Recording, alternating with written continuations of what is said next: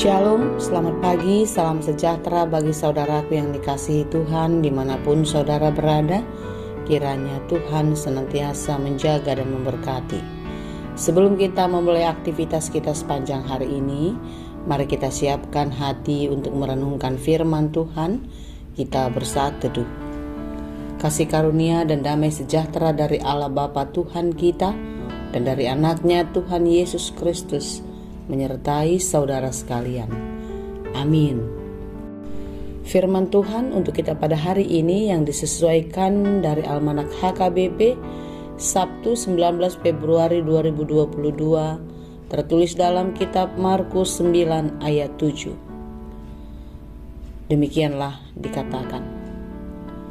Jala Roma obun sada mengalinggomi nasida, laus makuling masuara sian bagasan obuni di dogma. Odo anak haholong aku, tangihon hamuma ibana. Maka datanglah awan menaungi mereka dan dari dalam awan itu terdengar suara, inilah anak yang kukasihi, dengarkanlah dia. Saudaraku yang dikasihi Tuhan, 3 orang murid Yesus yang setia sampai akhir hidupnya, yaitu Petrus, Yakobus, dan Yohanes, diberi kesempatan untuk melihat langsung secara nyata kemuliaan Tuhan, yakni sesuatu yang terjadi kepada Yesus Kristus.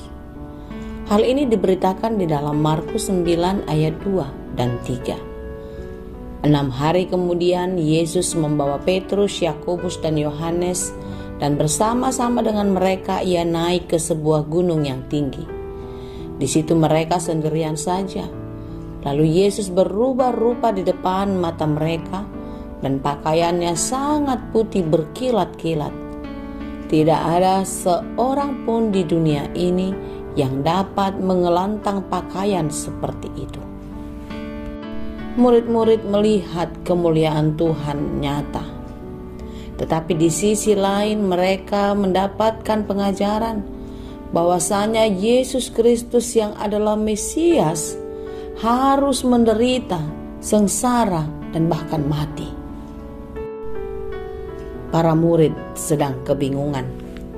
Satu sisi mereka melihat kuasa kebesaran Tuhan. Di sisi yang lain mereka melihat Yesus sebagai manusia yang lemah dan tak berdaya. Yesus menunjukkan sisi kemanusiaannya yang sangat terbatas. Untuk itulah semua ini dinyatakan supaya murid-murid Yesus dan bahkan orang-orang percaya tetap kuat dan percaya bahwasanya Yesus yang bersama-sama dengan mereka itu adalah Tuhan Sang Mesias, yaitu Juru Selamat manusia. Saudaraku yang dikasihi Tuhan, mungkin kita sama seperti murid-murid Yesus kala itu. Percaya tetapi tidak sepenuhnya. Masih ada keraguan, kebingungan. Ingin tidak percaya, tetapi kita bisa melihat dan bahkan bisa merasakan mujizatnya nyata di dalam kehidupan kita. Tahukah saudaraku, Yesus Sang Mesias adalah Juru Selamat manusia. Dia tidak lemah. Walau dia merasakan sakit dan penderitaan, walau dia harus menitikkan air mata, semua itu harus dilaluinya. Dan ini adalah sebagai tanda ketaatannya kepada Allah. Kalau Yesus sendiri yang adalah anak Allah pun taat kepada Bapa, tentu kita sebagai manusia patutlah taat kepadanya. Percayalah dan dengarlah Yesus di dalam kehidupanmu ketika engkau menjalaninya. Sekalipun di dalam perjalanan kehidupanmu tidak selalu berjalan dengan baik, tapi tetaplah taat dan teruslah mendengar suara Tuhan. Setialah mengikut Dia di dalam kehidupanmu. Dan percayalah, di dalam ketaatan kepada Yesus Kristus, maka kita akan melihat, kita akan merasakan mujizat serta kuasa kemuliaan Tuhan nyata di dalam kehidupan kita masing-masing. Sebagaimana Yesus taat kepada Bapa, maka kita sebagai anaknya juga harus taat dan setia. Karena apa yang telah ditetapkan Allah, maka itu pastilah akan terjadi. Penolakan dan keraguan-raguan kita seperti murid-murid Yesus tidak akan mengubah misi Allah di dalam kehidupan manusia. Saudara yang dikasihi Tuhan, apakah saudara masih ragu dengan kuasa keilahian Yesus Kristus Sang Juru Selamat? Atau apakah saudara sudah sungguh-sungguh percaya? Sekalipun dalam susah, kita tetap percaya bahwa Tuhan Yesus yang tidak kita lihat itu adalah setia. Firman Tuhan berkata di dalam Yohanes 20:29, kata Yesus kepadanya, "Karena engkau telah melihat aku, maka engkau percaya. Berbahagialah mereka yang tidak melihat, namun percaya." Saudaraku yang dikasihi Tuhan, percayalah dan percayakan hidupmu ke dalam kuasa Tuhan.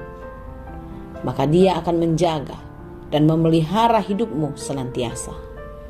Salam sehat, tetap semangat, selamat beraktivitas. Tuhan Yesus memberkati. Amin. Terima kasih Tuhan untuk firman-Mu hari ini. Ajari kami untuk terus kuat dan percaya kepadamu.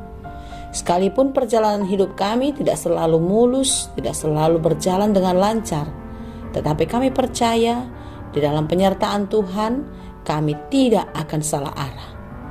Di dalam Tuhan kami akan sampai di garis finish, menyelesaikan perjalanan kami, menyelesaikan pertarungan iman kami di bumi ini. Terima kasih Bapa di surga, berkati kami, seluruh pekerjaan kami serahkan ke dalam tangan Tuhan. Biarlah Tuhan yang menyertai dan memberkati, sehingga apapun yang kami kerjakan berhasil dan berbuah dengan baik. Berkati saudara-saudara kami di dalam pergumulan, di dalam kesedihan, berikan jalan keluar, berikan penghiburan. Bagi saudara-saudara kami yang sakit, kiranya Engkau memulihkan dan menyembuhkan mereka di dalam kuasa Tuhan. Biarlah mereka terus berpengharapan kepadamu, karena pengharapan kepada Tuhan tidak akan pernah sia-sia.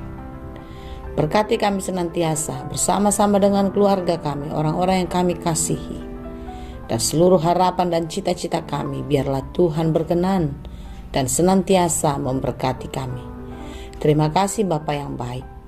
Kami serahkan seluruh hidup kami hari ini hanya ke dalam tangan pengasihan-Mu. Kami puji sembah Engkau Tuhan, hanya di dalam Yesus Kristus kami berdoa dan mengucap syukur. Anugerah Tuhan kita Yesus Kristus, kasih setia Allah Bapa dan persekutuan Roh Kudus, itulah kiranya yang menyertai dan memberkati kamu sekalian. Amin.